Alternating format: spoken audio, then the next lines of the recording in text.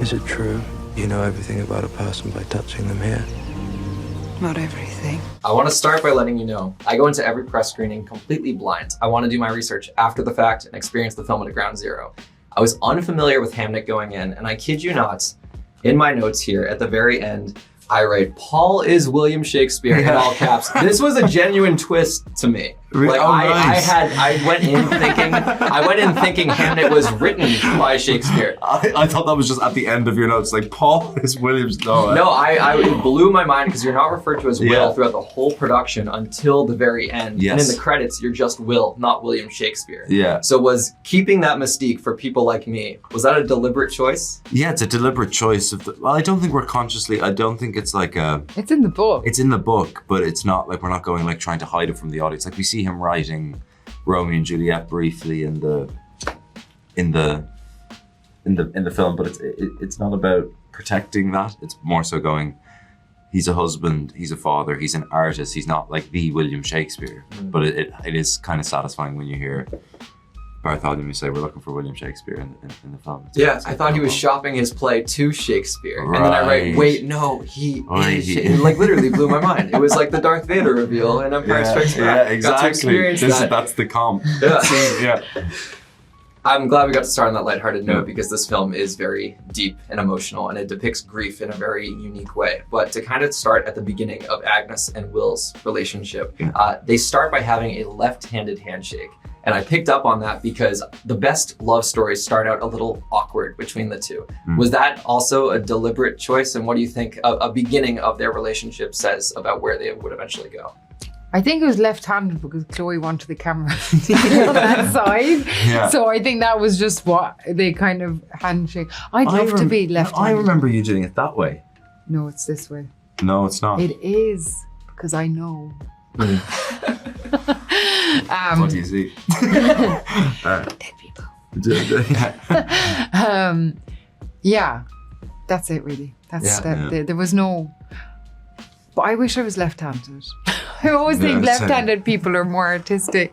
I was always jealous of people who were left-handed in school. Yeah. Sorry, I don't have to say that. I wish there was a romantic choice in that, but it was just probably the camera was there. Yeah. Well, it's funny that those moments that they might be unscripted, but sometimes they say so much more. Yes. And it's us reading in so much. It's the death of the author concept, right? It's what the audience ends up interpreting. Yeah, exactly. It gives them space to transpose an idea onto the film, or the piece of work. Yeah. Absolutely. Paul, I have no segue for this next question, but my uncles would kill me if I didn't ask you about the Beatles. I was indoctrinated when I was a kid. I was 4 years old. They burned a bunch of Beatles songs onto my iPod, and that was the only music I knew from age 4 to 7. It was just Beatles. What was your go-to? I Want to Hold Your Hand. Yeah. Oh. Banger. That's a banger too. The left hand or the right hand? The left hand based on this interview. Production started this month. I don't want to get into anything crazy specific, but does it feel as grand as it seems on the pitch? It feels unbelievable. It's we're kind of in the infancy of the shoot and having a great time. I mean, unbelievable material to get to work with, for sure. Amazing. 2028, it's a while away. Yeah, it's going to be a busy year. I just did press for a film that comes out in 2027. So it's fun to get to talk about things way down the line, and we'll get to revisit this clip. What year is it now? 2025? 2025, I believe.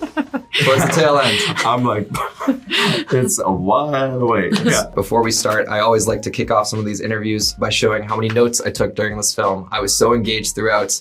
I had a little phone light on my lap, so it was easy to see in the dark. I have 4 questions I hope to get through here. I know we are on limited time, so we'll try to race through them as best as we can. I love your shot selection in this film, but specifically I wanted to talk about the blocking, because you use a lot of static shots where the camera is not necessarily moving, and the story that's being told from a visual perspective is how Paul and Jessie and any other actor you're using in that scene is placed.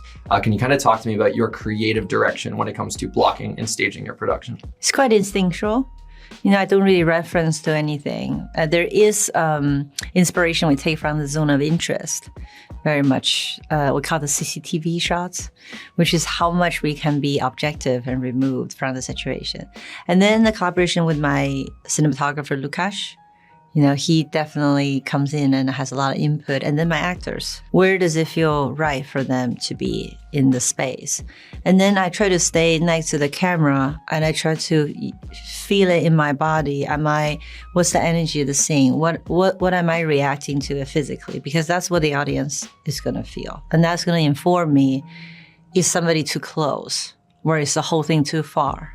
But those are quite instinctual decisions. Very much so. I'm a big Greek mythology buff, so all the Orpheus-ness that was surrounding this film really like caught my attention. I love Hadestown, specifically that musical. There's that moment, the brilliant moment where Jessie as Agnes is in the wedding dress and she's turned, and Paul has his back turned to her. Was that intentional? Mirroring the Orpheus myth? Yes, very much so. Because we wanted the wedding not to be just happiness. There's something foreboding about it. They look at me and then he turns to look at her. And as we know, tragedy follows when a moment like that happens. A lot of sentiment has been thrown around about this film. I've told you, you know, before we started that this is a brilliant picture, but some of the things that people are saying, you know, the praise is otherworldly. The big quote that came out recently was someone referred to this as the greatest film of all time. I know at the end of the day, your job is to make a good picture that you yourself are proud of. But when you see sentiments like that, does that move you as a filmmaker? Well, I see that sentiment quite a lot to describe films. It can be hyperbolic, sure. Yeah. It's amazing. I mean, to me, to have reaction from people, look, we're in the business of helping people to feel, right? And once they feel something, however they expressed it, someone writes a lot of notes, someone literally do not react at all and never talked about it again, and someone say it's the best film ever made. That's their own, you know, expression of what they felt something. So I'll take it. Why not? Yeah, it's good praise, and film is subjective at the end of the day. We all take away our own interpretations. I was very happy to see that quote, especially put on a big poster, because it communicates a level of importance to this film that I think is very, very warranted. I'll wrap with this, Chloe. I mentioned to you before we started rolling, the first film I ever did press for was Eternals. I love that picture. I think it is an epic Greek mythology tale set in a superhero universe that I grew up on. Is there any hope that we'll see those characters again? Do you think we would ever see a sequel? I would love that. I would have, look, you are right. You understood it. It's about a pantheon of gods discussing the nature of humanity and ultimately judgment, right? Which is what Arsham said, I'll be back for judgment. And the reason why those Greek plays existed is for humanity to see how the gods are seeing us. So we could evaluate, are we worth being a part of this cycle of the universe? You know, are we doing a good job? Are we kind to each other? Are we getting to know ourselves well enough? You know, so it's there for a reason, this kind of myth. And to me, these films are a modern version of that.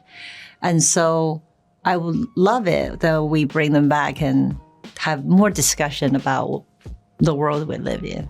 Why not? Yeah, here's hope. And like I said, that film really moved me. The score especially, I still listen to it this day. I'm very proud of it. It's a brilliant picture. This is also a brilliant picture. Thank Chloe, you. You're doing great work. Thank you again for your time. Thanks. Bye. Bye. Bye. Bye. Bye.